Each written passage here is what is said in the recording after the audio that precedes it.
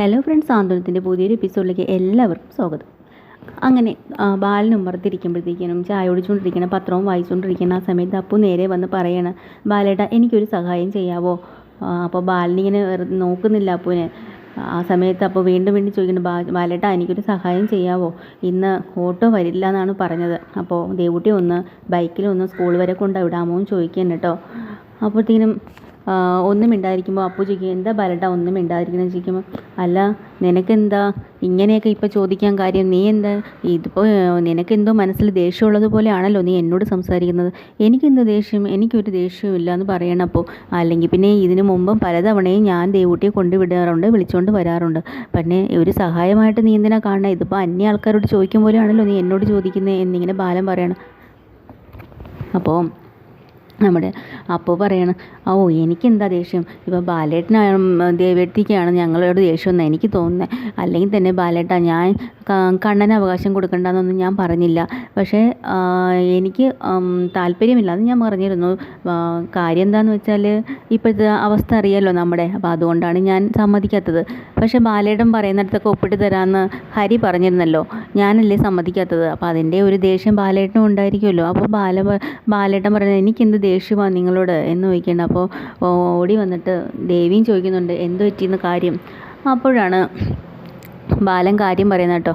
അപ്പോൾ ബാലൻ കാര്യം പറയുമ്പോഴത്തേനും ഉടനെ പറയണം, ഇവിടെ കണ്ണൻ്റെ അവകാശം വന്ന് ചോദിച്ചപ്പോഴത്തേനും ഹരിയെ കൊണ്ടും ശിവനെ കൊണ്ടും ഒക്കെ സമ്മതിപ്പിച്ച് അത് ശരിയാക്കി എടുക്കാൻ വേണ്ടി ബാലേട്ടൻ മുൻകൈ എടുത്തല്ലോ. പക്ഷേ ഹരിക്കൊരു ജോലിയുടെ കാര്യം വന്നപ്പോൾ ആരെങ്കിലും മുൻകൈ എടുത്തോ? കൃഷ്ണ സ്റ്റോറി നിൽക്കണമെങ്കിൽ നിൽക്കട്ടെ എന്നുള്ള രീതിയിലല്ലേ പറഞ്ഞുകൊണ്ടിരുന്നത്. അപ്പോൾ പിന്നെ ഞാൻ ഇത് തന്നെ പറയും എന്നിങ്ങനെ പറഞ്ഞു. അപ്പൂവിന് ഭയങ്കര ദേഷ്യമാവണം കേട്ടോ. ബാലനോടും ദേവിയോടും ദേഷ്യപ്പെട്ടിട്ട് അങ്ങ് പോവേണം. അപ്പോൾ ദേവി പറയുന്നുണ്ട്, എന്താ അപ്പോൾ നിന്നെ നമ്മൾ വേർതിരിവായിട്ടാണോ കാണുന്നത്? അങ്ങനെയുള്ള രീതിയിലാണല്ലോ നീ ചിന്തിക്കുന്നത്. അതിപ്പോൾ എങ്ങനെ വേണമെങ്കിലും ഇടത്തേക്ക് ചിന്തിക്കാമെന്നും പറഞ്ഞിട്ട് അപ്പു കയറി പോവുകയാണ് കേട്ടോ. അപ്പോൾ അപ്പുവിനോട് കിച്ചണിൽ ചെല്ലുമ്പോഴത്തേക്കിനും ഓരോന്നും ആലോചിച്ചുകൊണ്ടിരിക്കുകയാണ് അപ്പു. അപ്പോഴത്തേനും നമ്മുടെ ദേവി പറയുന്നുണ്ട്, എന്തായാലും അപ്പു നീ ബാലേട്ടനോട് ഇങ്ങനെ പോയി പറഞ്ഞത് ശരിയായില്ല കേട്ടോ. എന്തൊക്കെ തന്നെയായാലും ഞങ്ങൾ ആരോടും ഒരു വേർതിരിവും കാണിച്ചിട്ടില്ല. എല്ലാവരെയും ഒരേ കണ്ണുകൊണ്ടും ഒരുപോലെ തന്നെ ഇന്ന് വരെയും കണ്ടിട്ടുള്ളൂ. പക്ഷേ പലപ്പോഴും പലരും എല്ലാം മറന്നു പോകുന്നു, പണ്ട് ചെയ്തതും എടുത്തതും എല്ലാം. പോട്ടെ, ഇനിയിപ്പോൾ എന്ത് ചെയ്യാനാ?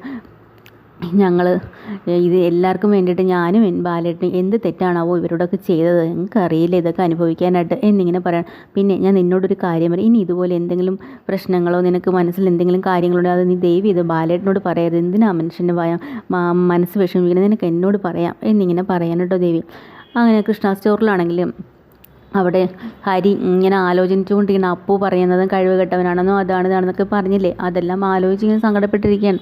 അപ്പോൾ നമ്മുടെ ബാലൻ പറയുന്നത്, നീ ഇതൊന്നും ആലോചിച്ച് സങ്കടപ്പെടേണ്ട കാര്യമില്ല. അവൾ പറഞ്ഞതിലും കാര്യമുണ്ട്. നിനക്ക് നല്ലൊരു ജോലി കിട്ടിയിട്ട് നീ പോയോ? ഇല്ലല്ലോ.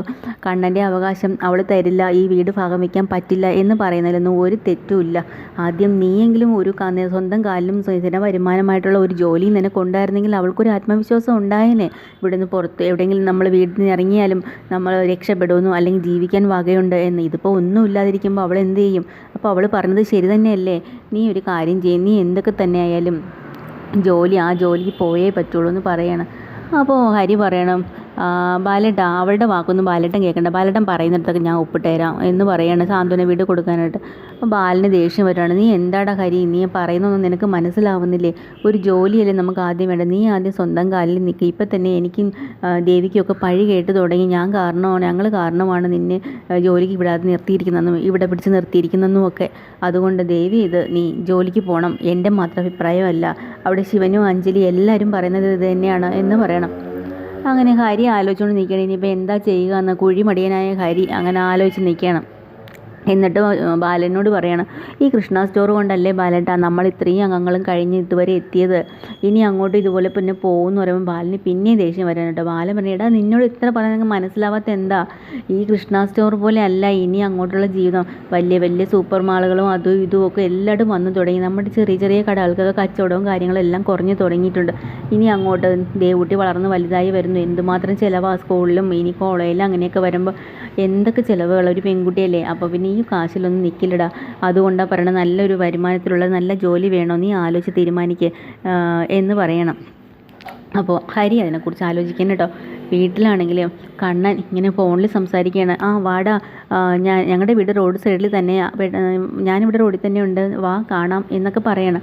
അപ്പോൾ ദേവി ഇങ്ങനെ വെള്ളം ഒഴിച്ചുകൊണ്ടിരിക്കുകയാണ് ചെടികൾക്ക്. അപ്പോൾ നോക്കുമ്പോൾ കണ്ണൻ ആരോട് സംസാരിക്കുന്നത്. അപ്പോൾ നോക്കുമ്പോൾ ഓട്ടോയിൽ കണ്ണൻ്റെ 2 ഫ്രണ്ട്സ് വരികയാണ്. അപ്പോൾ കണ്ണൻ പറയണം, എൻ്റെ കൂട്ടുകാരാണ്, ഒരാൾ തമിഴനാണ് സെൽവൻ, ഒരാൾ മാവേലിക്കരയുള്ള ആളാണെന്ന് പറയണം കേട്ടോ, മലയാളി തന്നെയാണ് ഏട്ടത്തി എന്ന് പറയണം.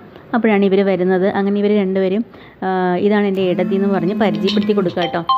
ഏട്ടത്തി ഇതാണ് ഞാൻ പറഞ്ഞ എൻ്റെ 2 ഫ്രണ്ട്സ്, ഇത് സെൽവനും ഇത് മാവേലിക്കരയുള്ള മലയാളി എന്ന് പറഞ്ഞാൽ ഇവർ രണ്ടുപേരുമാണ് എൻ്റെ കൂട്ടുകാരാണെന്ന് പറയണം. ഇതാണ് എൻ്റെ ഏട്ടത്തി. ഏട്ടത്തി എന്ന് പറഞ്ഞാൽ വലിയ എണ്ണയാണല്ലേ, അതേന്ന് പറയണം കേട്ടോ. അപ്പോൾ പറഞ്ഞു, ഓ ഈ ഏട്ടത്തിയെക്കുറിച്ച് ഇനി പറയാൻ വലിയ നാവില്ല, കണ്ണൻ എന്നും പറയാം ഏട്ടനെ ഏട്ടത്തിയാണ്, അമ്മയെ പോലെയാണ്, അവർക്ക് ഏട്ടത്തിയായിട്ടല്ല സ്വന്തം അമ്മയായിട്ടാണ് എന്നെ വളർത്തിയെന്നും വലിയ 4 എല്ലാ ഏട്ടന്മാരും ഒക്കെ ശ്രീരാമനും പോലെയാണ്, ശ്രീരാമനും ലക്ഷ്മണന്മാരെ പോലെയാണ് ഈ കുടുംബം കഴിയുന്നതെന്നും ഒക്കെയാണ് നമ്മളോട് പറഞ്ഞിട്ടുള്ളത്. ഏട്ടനും ഏട്ടത്തി എന്നൊക്കെ പറഞ്ഞ ജീവനാണ് കേട്ടോ കണ്ണനെ, ഒരു ദിവസം പോലും നിങ്ങളെ കാര്യങ്ങൾ പറയാതിരിക്കില്ല എന്നിങ്ങനെ ഭയങ്കര കാര്യമായിട്ട് ഇവർ പറയുമ്പോൾ ദേവി അന്തം വിടുകയാണ്.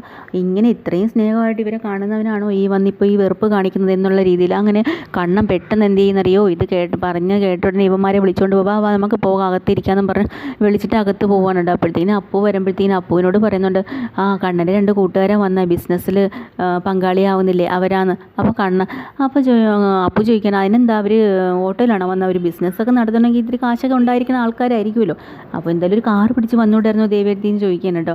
ഇതേ എനിക്ക് തോന്നുന്നു കണ്ണൻ്റെ നിന്ന് പൈസ എല്ലാം വാങ്ങിച്ച് ഇവർ തന്നെ പാർട്ട്ണർഷിപ്പ് ആവാനുള്ള പണിയാണെന്നാണ് എനിക്ക് തോന്നുന്നത്. അതുകൊണ്ട് അപ്പോൾ ദേവി പറയണം, ഇല്ല അവൻ തുടങ്ങാൻ പോണ ബിസിനസ്സിനെ കുറിച്ച് എല്ലാം അന്വേഷിച്ചതിന് ശേഷം മാത്രമേ കാശ് കൊടുക്കാവൂ, ഞാൻ ബാലേട്ടനോട് പറഞ്ഞിട്ടുണ്ട്.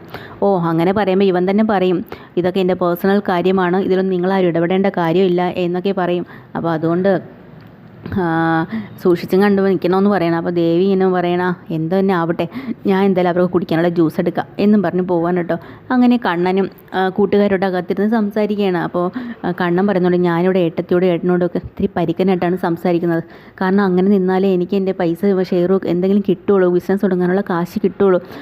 പഴയ പോലെ തന്നെ സോഫ്റ്റായിട്ട് നിന്നാൽ എൻ്റെ പഴയ കണ്ണനായിട്ട് നിന്ന് കഴിഞ്ഞാൽ ഇവരാരും എന്നെ വില വെക്കില്ലടാ, അതുകൊണ്ടാണെന്ന് പറയാം. അപ്പോൾ കൂട്ടുകാരന്മാർ ചോദിക്കുന്നത്, എടാ ഇത്രയും സ്നേഹമായിട്ടുള്ള ആ ഏട്ടനെ നീ ഇങ്ങനെ പെരുമാറിയാൽ അവർക്ക് മനസ്സിന് നല്ല സങ്കടമാവില്ലേ എന്നിങ്ങനെ പറയുമ്പോൾ കണ്ണൻ ആലോചിക്കാൻ അവരെ മുഖത്ത് നോക്കിയിട്ട്, അപ്പോൾ കണ്ണൻ്റെ കള്ളത്തരമാണ് ഈ ദേഷ്യവും ഇതെല്ലാം എന്നുള്ളത് മനസ്സിലാക്കാം. ഇതൊക്കെയാണ് പുതിയൊരു എപ്പിസോഡിൽ വരുന്നത്. ചാനൽ ഇഷ്ടമായി ലൈക്ക് ചെയ്യുക, ഷെയർ ചെയ്യുക, സബ്സ്ക്രൈബ് ചെയ്യുക. Thank you.